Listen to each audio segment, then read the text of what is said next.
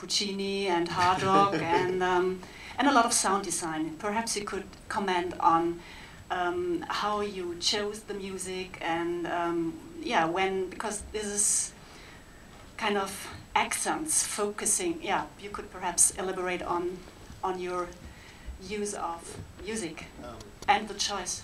Well, I think a lot of when David and I are coming up with ideas, a lot of it is actually influenced by music. It's as influential as other movies or books and that sort of thing.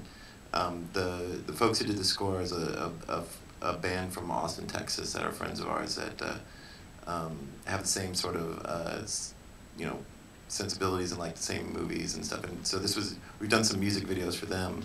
This was the first time we did a full score for one of our films. And it was a really neat collaboration because we would talk about different movies and different tones that we were going for certain scenes, and they would come up with some really intricate and elaborate, you know, spot-on music for it. And in terms of sound design, it's the same way as, you know, David and I are constantly discussing what the goal of the film is and what the outcome we want to be, and that plays into, you know, the actors and the way it's shot and all of the sound design. And since this movie's, there's not as much dialogue as a typical film, we wanted to make sure that what you're hearing is very pertinent, and that the, you know, nature and the environment around her is as much of a character as the people that are inside of the screen. And also, sound design is such an underutilized tool, I think. It's so cheap and you can do so much with it, so that's something we have a lot of fun with. Are there questions left, or comments, or something you want? Yeah. Hello, can you see me? Yes. Yeah, it reminded me of Harmony Corinne's Gamo. I don't know if that was an inspiration, but I have a question about the whole. You said it was supposed to be mysterious, so did Esther really exist in your idea, or was it also just in Annie's head? Oh, that's kind of, what do you think the answer is? I think she was there. Okay, good, then that's the answer. That's perfect. It's open to interpretation, so. And we're big fans of Harmony Corinne's work, absolutely.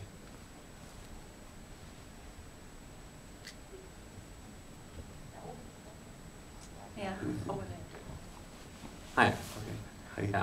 Yeah. Okay, I'm on. Okay.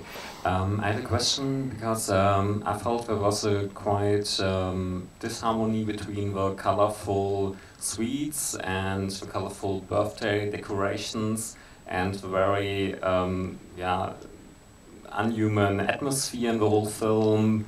The people who are avoiding eye contact and and there was no connection between the people, and I thought that it might be a satire on the American dream, that because the message, oh, you can achieve everything you just want to be, it's, I mean, it's totally, it's not in the film, it's not, yeah, you cannot see it in the film, because at the end Annie gives up herself, she's just springs into the hole in the ground, and her father is beaten by a stroke or something. So I was wondering if this is a kind of, humorous satire on the American dream? Maybe on a subconscious level. I mean, we definitely wanted to.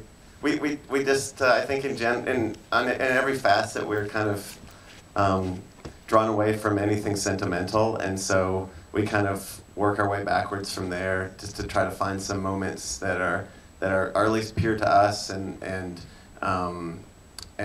not not worry about whether they're dark or light, or what or try to overanalyze it too much. But I think one thing definitely with these characters, which we took to an extreme, was that I think sometimes in movies, and we like a lot of these films, but where people are very open about their feelings and very communicative and express perfectly what's going on with them. And I think there's a often in real life there's as the way I'm speaking right now. People are not very eloquent and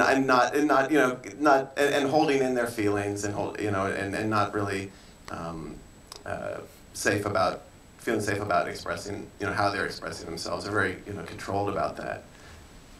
Yeah. Oh, in the South. Yeah. And with the character of Annie, like the main thing that we discussed with her, with the actress Sydney with that role was we wanted her to there's